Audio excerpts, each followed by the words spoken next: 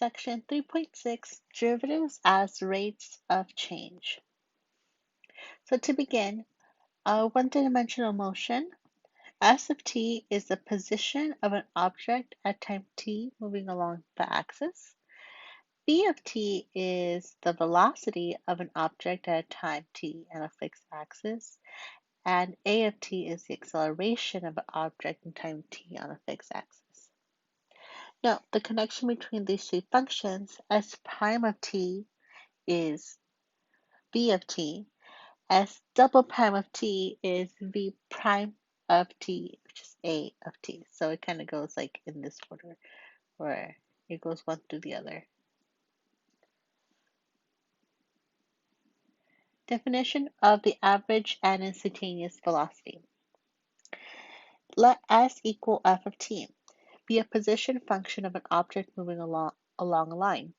The average velocity of an object over the time interval a and a plus change of t is the slope of the secant line between f a, f of a, and a plus change of t plus f of a plus change of t. So that your average velocity is defined below. The instantaneous velocity at A is the slope of the tangent line to the position curve, which is the derivative of the position function.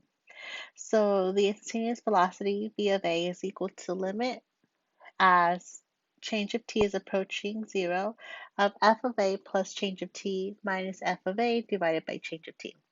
And that equals f prime of A. Let's do a problem.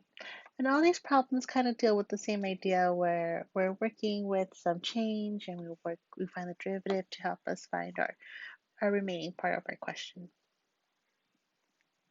Example 1. Assume the police station located along a straight line east to west freeway.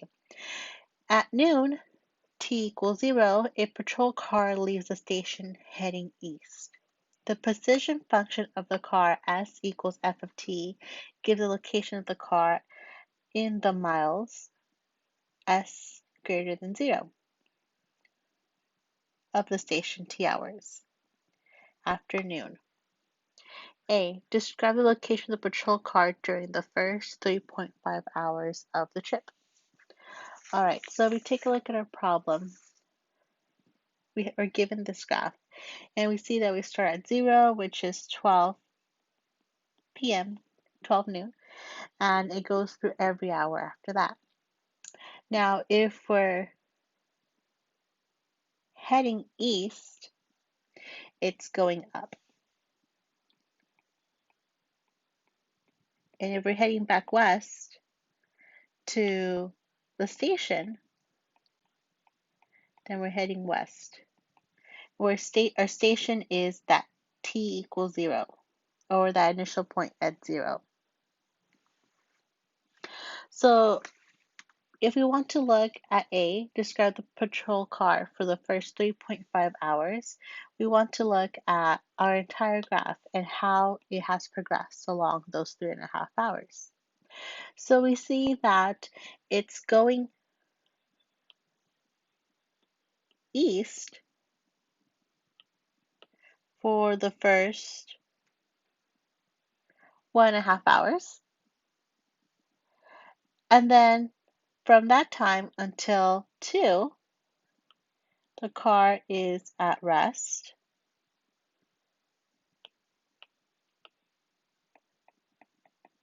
And then it starts heading west after that. And it even goes past our station. So let's go ahead and put that into a statement in 2 words. So between the hours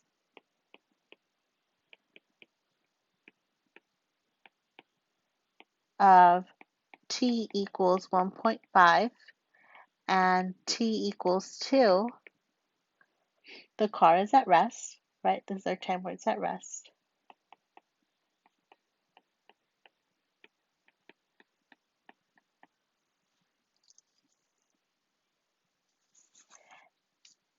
And we can also see that it's 80 miles away from the station and is 80 miles away from the station.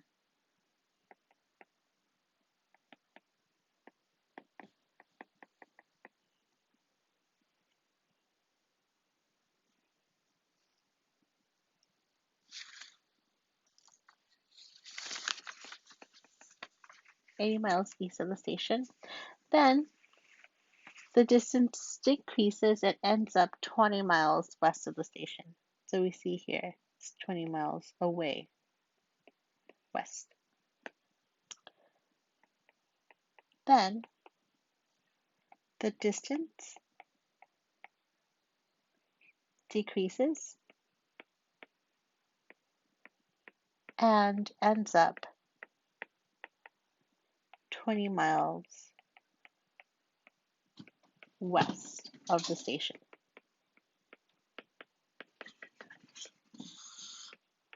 At 3.5 hours, so at 3.5. And all we did was kind of put some words into what our graph was saying. Okay, that's part A. We describe what's going on in our graph. Let's continue with part B. Calculate the displacement and average velocity of the car between 2 and 3:30 when t is between 2 and 3.5. All right, so that's at 2 o'clock and that 3:30. Okay, so I want to find the average velocity. Well, that's just our instantaneous rate of change, right? So for B, our average velocity is change of s divided by change of t. So just to emphasize those points,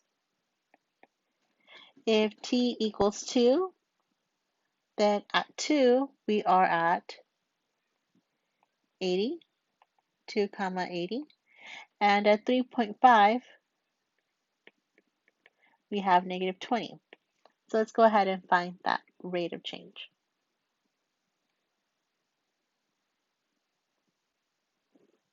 So for our numerator, we have negative 20 minus 80.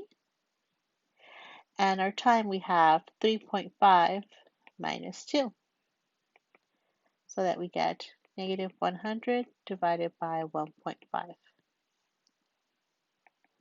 So our answer is negative 66.7 miles per hour.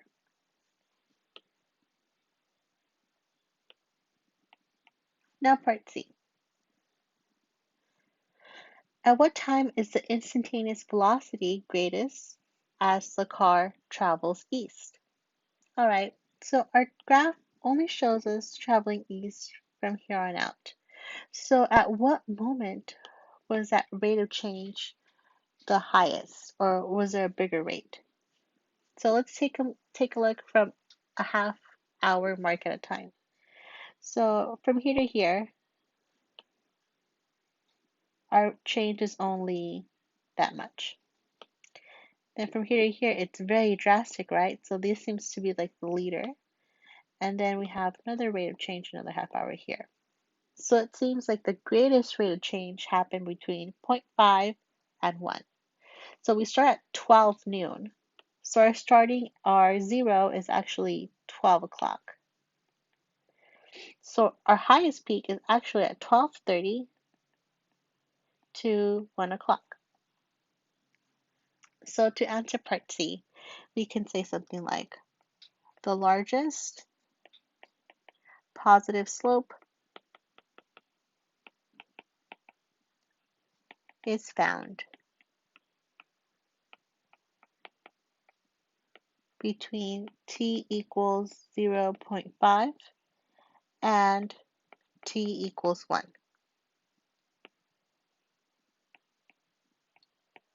Thus, it's from 12:30 to 1 o'clock. And it kind of takes a while reading it a couple of times so that we can make sense of everything and put all of that in our arguments or instance of what we're working with. Let's take a look at the next example. Let's first define velocity, speed, and acceleration. So this is in terms of our given function, and working with our derivatives, we can find more information. So to begin, suppose an object moves along a line with position s equals f of t. Then velocity, v, is equal to our first derivative, f prime of t. Our speed is the absolute value of our first derivative, and our acceleration is f double prime, our second derivative. Let's take a look at example 2. Suppose the position in feet of an object is moving horizontally along the line at t in seconds is s equals t squared minus 5t for t bounded between 0 and 5. Assume the positive values of s correspond to positions to the right of s equals 0.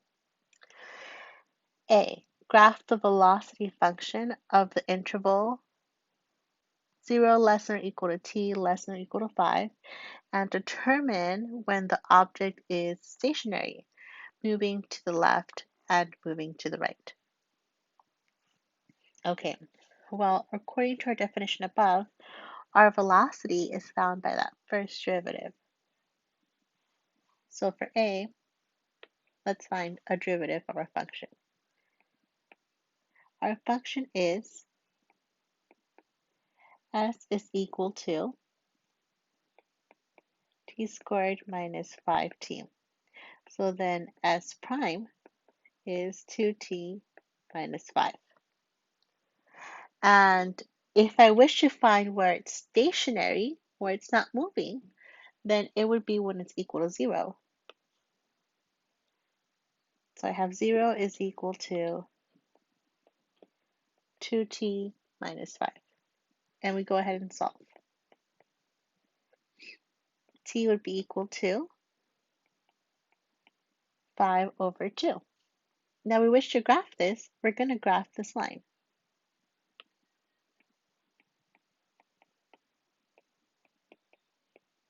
Two t minus 5. So let's do a super rough sketch. We know a lot. We know the intercept and we know our y-intercept, right? So our graph would be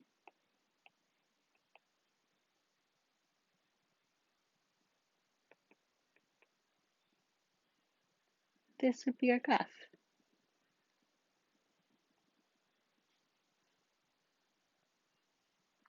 Now we want to know when our t is negative and when our t is positive. Well, if we look at our graph, we have that already set up. So from our 0, what's below would be our negative, and what's above would be our positive. So we can say that it's negative. Now we only want it from 0 to 5. So it would be positive from 5 over 2 to 5. Let's just bound it. And it would be negative where it's below. So from 5 to 0, or 0 to 5 over 2. And there we have our answer. Let's do B. Graph the acceleration function on the interval 0 is less than or equal to t less than or equal to 5. Okay, well, what is acceleration again? Acceleration is our second derivative.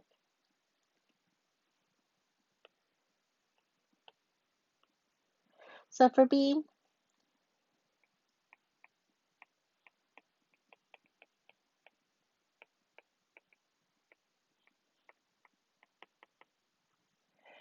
we want to find s double prime of t. Well, we have s of t right here, so we just take the derivative of that, which would just produce 2.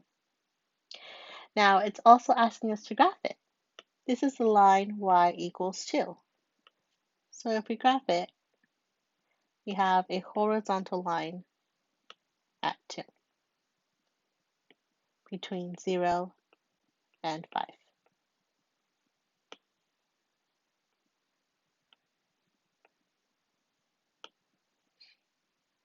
And there we have our part B.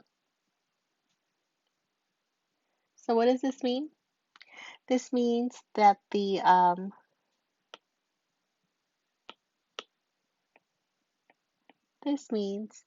acceleration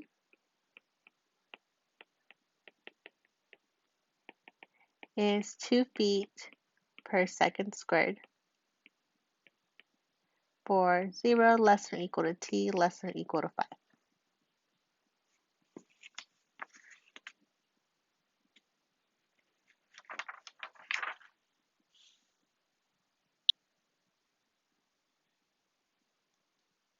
Example 3.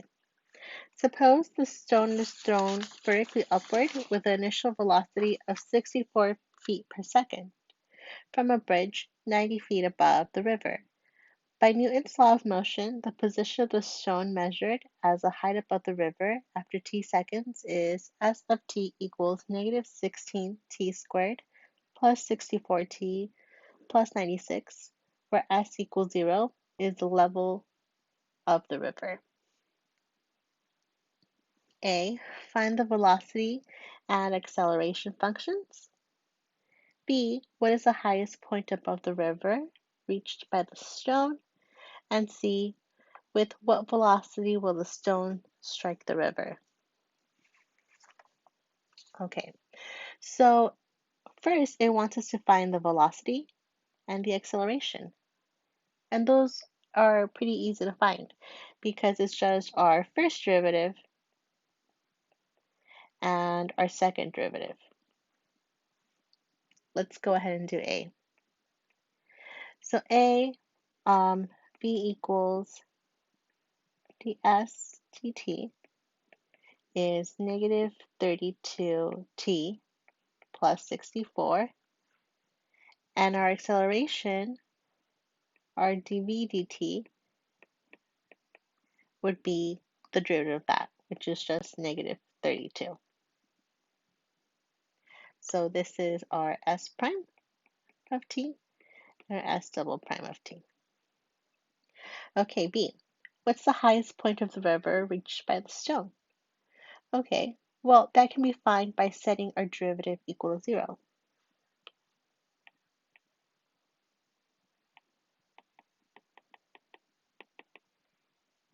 So our velocity is negative 32t plus 64. Let's set that equal to 0.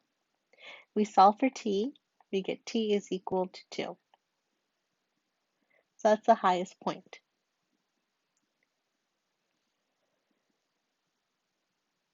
Well, that's part of our answer for the highest point. To find the highest moment, we have to plug that into our original function.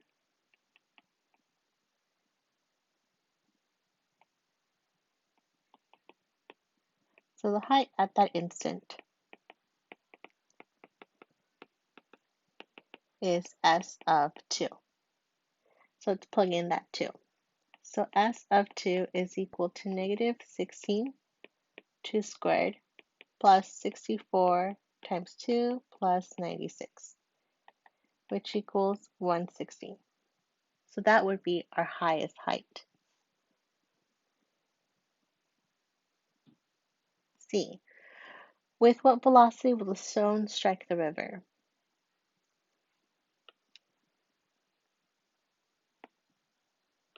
All right, so for C, let's go ahead and see where our function is equal to 0. So the stone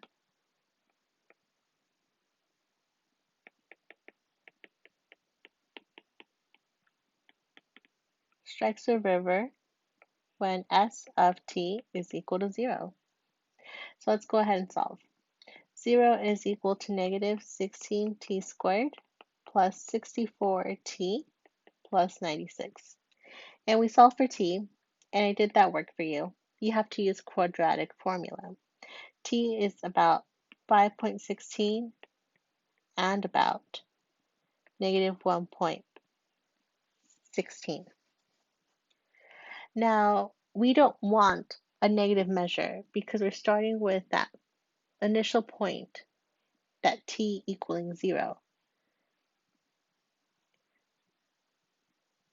So this one is not considered. So we want to work with t equaling that positive option. So again, we want the positive because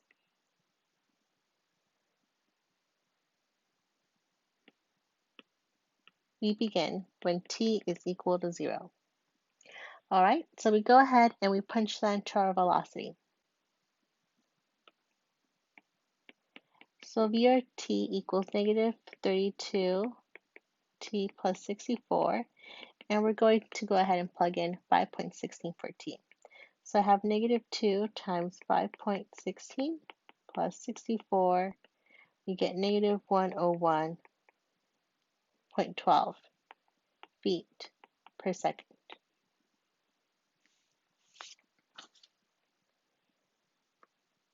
Growth models. The average growth rate between two moments in time is given by the slope of 2 points at a time. The instantaneous growth rate at a moment in time is given by the value substituted into the derivative function. And just like before, it looks like your average rate of change, your instantaneous rate of change. So let's take a look at example 4. The number of worldwide internet users between 2000 and 2015 is shown in the graph below. A reasonable fit to the data is given by the function p of t equals 6t squared plus 98t plus 431.2, where t is measured in years after 2000. A. Use a function p to approximate the average growth rate of internet users from 2005, t equals 5, to 2010, t equals 10. Okay, so to find the growth rate for A, I just need to find the instantaneous rate of change. So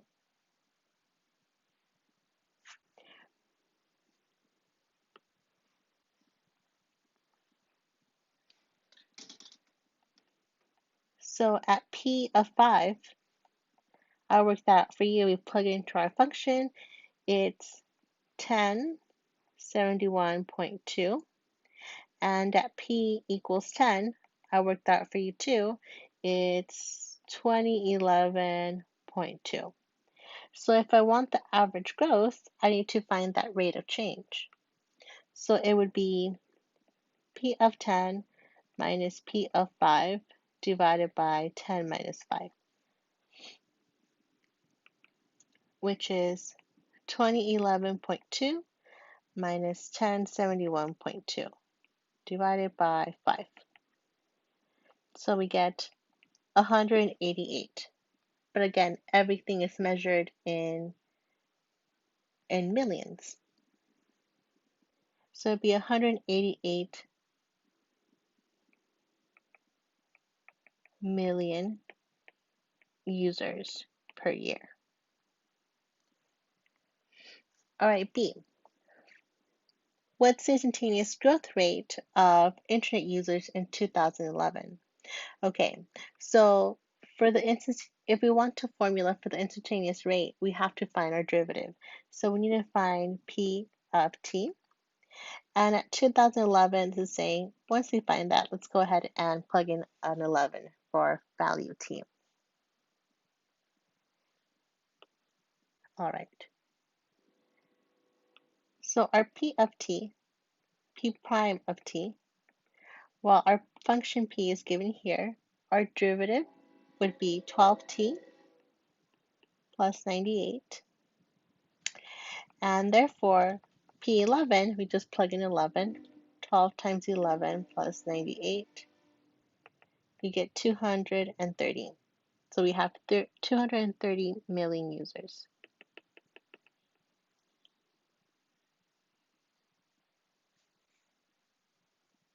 And then you have some graphs for the function, our function f and our derivative. Next we have profit equals revenue minus cost. P of x minus R of x equals minus C of x, where P of x is the profit gain from selling x objects, R of x is the revenue gain from selling x objects, and C of x is the cost of selling x objects. Definition of the average and marginal cost. The cost function C of x gives the cost to produce the first x items in the manufacturing process. The average cost to produce x items is C bar of x, and C of x, which is equal to C of x divided by x. Notice this very peculiar formula, and that's your average cost. Next, we have our marginal cost, which is C prime, our derivative of our cost function, is the approximate cost to produce one additional item after producing x items. Example 5. Suppose the cost of producing x items is given by the function c of t equals negative 0.02x squared plus 5x plus 100 for 0 less than or equal to x less than or equal 1000. A. Determine the average and marginal cost. All right. So our average cost is that weird formula.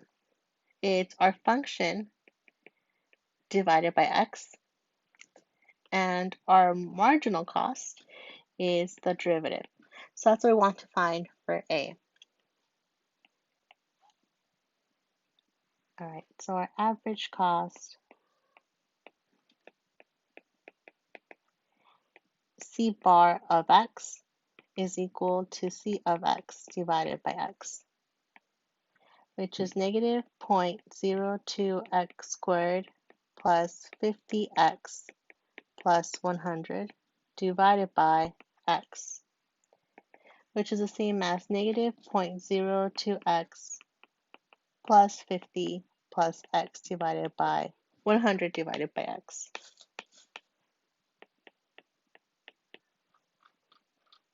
All right, that's our first one. Now we want our marginal cost.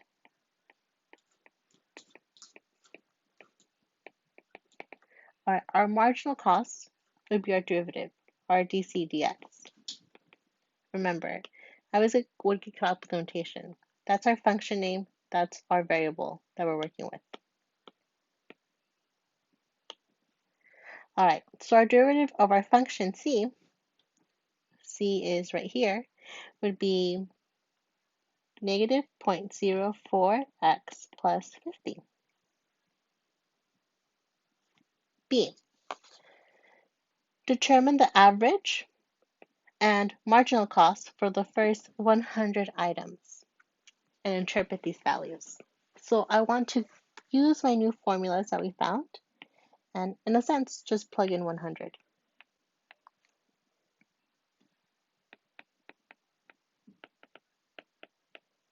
All right, so first let's do our marginal cost. So C bar of 100 is equal to negative 0.02 times 100 squared plus 50 times 100 plus 100 divided by 100. I'll do the work for you. Your answer is 49. So it costs $49 to produce an item given the first 100. For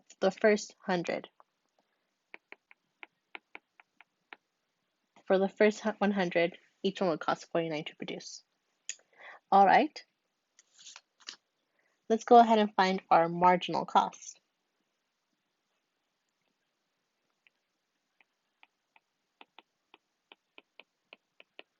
So that's C prime of 100, which is equal to negative 0.04 times 100 plus 15, which gives us $46 per item. So looking at these numbers, what can we come up with? So these results mean that the average cost of producing the first 100 items is 49 per item. but the cost of producing one more additional, meaning 101 items, is about 46. That's what this means. Okay, you can go ahead and do C. Basically, you're going to just plug in 900 to your marginal cost and your average cost. Next, we have elasticity. The definition of elasticity is if the demand of a product varies with the price according to the function, then D equals F of P. So this is your function. Then the price of elasticity of the demand is E of P is equal to dP of dP and P divided by D. Now, D is just your function. So let me help you break this down. This first one is your derivative of D, and the second one is P divided by your function, D. So that one is division. Now, when you read it with whole our derivative notation, it's kind of hard to make sense of it, so I hope that breakdown helps. So again, this is just division.